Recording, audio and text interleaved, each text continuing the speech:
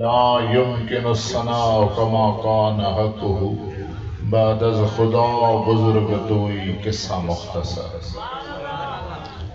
प्यारी जमा सगोरी उशाकान रसूल उशाकान मुस्तफ़ा मुझे मुस्तफ़ा करीम अलैहिस्सलातु वस्सलाम जी ज़ात जा आशिको परवानो हुजूर सां मोहब्बत कंदड़ गुलामो सभिनी जी ख़िदमत में अस्सलामु अलैकुम व रहमतुल्लाहि व बरकातुहू।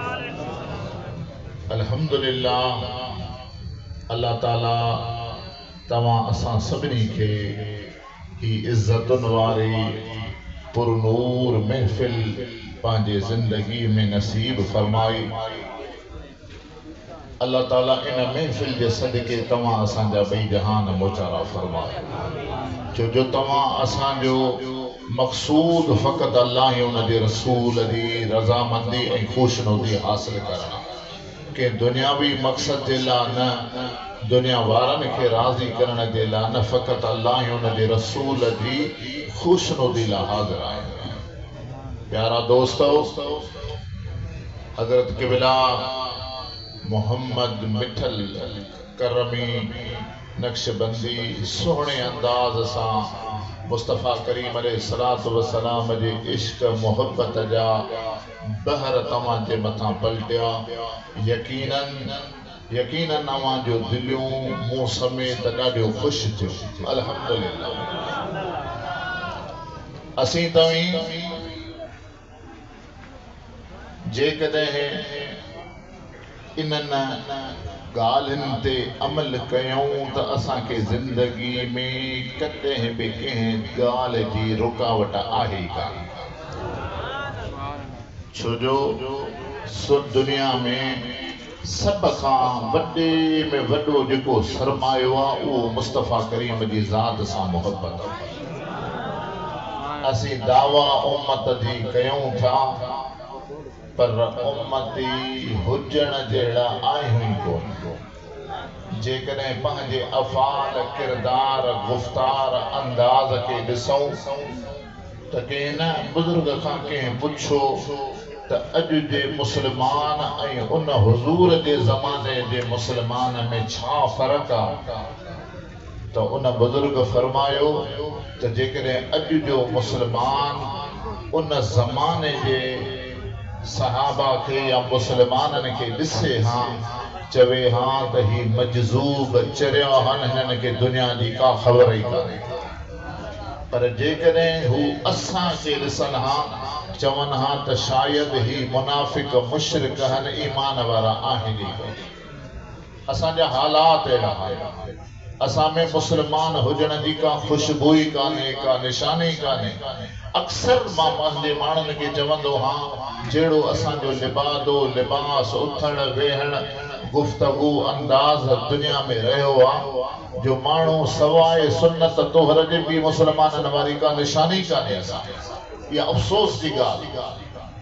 तव्हां असां जे नबी सां मोहब्बत जो इज़हार कयूं था उहो या जंहिं नबी ते कलमो पढ़ियो अथऊं उहा शख़्सियत का आम शख़्सियत न आहे। अल्लाह पंहिंजे हबीब खे एॾो शान अता फरमायो आहे जो असां तव्हां दुनिया जा सभु इंसान गॾिजी सॾिजी हिक ॿिए जा मददगार थी मुंहिंजे मुस्तफ़ा जी सिफ़त जो हिकु जुज़ बयान नथा करे सघूं। हज़रत शाह अब्दुल हक मुहद्दिस देहलवी रहमहुल्लाह ताला जंहिंजी ज़िंदगी एॾे कमाल ऐं औसाफ़ जो साहिब हुयो जो पाण पंहिंजे हयाती मुबारका में दिल में इरादो करे मदीने शरीफ़ वयो त बक़ाया ज़िंदगी महबूबनि जे दर ते मदीने में ग़ुलामी में गुज़ारे। हबीबन करीमन के अर्ज़ कई या रसूल अल्लाह ही अब्दुल हक देहली छॾे अवां जे ग़ुलामी में मदीने रहण आयो आहे। अल्लाह जे हबीब फरमायस अब्दुल हक तुंहिंजो हिंदुस्तान में रहण असांखे ज़्यादा पसंद आहे, उते वापसि वञ, उते वञी दीन जी ख़िदमत कर। एक दफ़ो अर्ज़ कई, ॿियो दफ़ो अर्ज़ कई, टियों दफ़ो, टई दफ़ा मुझे हबीबन जे तरफ़ों जवाब साॻियो मिलियो। आख़िर में हबीबन करीमन फरमायुस, अब्दुल हक जेकॾहिं ज़िद करी थो त ठल्हो रहियो पियो हुज, जे हिंदुस्तान मोटी वेंदे त मां मोहम्मद करीम वाइदो तो क्या हर रात तो सां मिलण उते। हबीबन जो ज़ियारत, हबीबन जो दीदार को आम ज़ियारत नाहे। वो अब्दुल हक मुहद्दिस देहलवी उन खां बाद में 40 साल हिंदुस्तान में हयात रहियो ऐं 40 सालन में का अहिड़ी रात न हुई जंहिं रात मुंहिंजे महबूब जो दीदार न थियो। वो अब्दुल हक मुहद्दिस देहलवी फरमाए थो त कायनात सॼी ख़ल्क़त अल्लाह जी आहे, मिल्कियत हुज़ूर जी। ख़ालिक अल्लाह हुआ, मिल्कियत हुज़ूर जी आहे। अल्लाह ख़ालिक मुद्रिक कुल शैइन क़दीर हुजण जे बावजूद रब ॿिनि शयुनि जी कुदरत नथो रखे। छा? अल्लाह ख़ालिक कुल शैइन आहे। साईं खां तव्हां ॿुधो, कुन फयकून जो मालिक आहे, जीअं चाहे तीअं करे सघे थो। वो अब्दुल हक मुहद्दिस देहलवी फरमाए थो, रब कुल शैइन क़दीर जो मालिक आहे, पर ॿिनि शयुनि जो रब इख्तियार नथो रखे।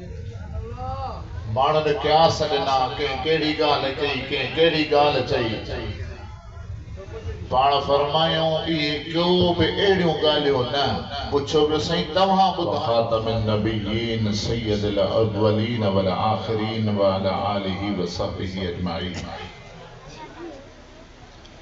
अम्मा बाद फ़क़द क़ाल अल्लाहु तबारक व तआला फ़िल क़ुरआनिल करीम, लक़द मन्नल्लाहु अलल मोमिनीन, सदक़ल्लाहुल अज़ीम। फ़क़द क़ाल अल्लाहु तबारक व तआला फ़ी शान हबीबिही, इन्नल्लाह व मलाइकतहु युसल्लूना अलन नबी, या अय्युहल्लज़ीना आमनू सल्लू अलैहि व सल्लिमू तस्लीमा।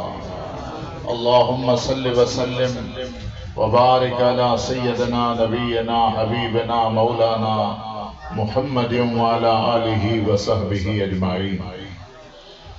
या साहिबल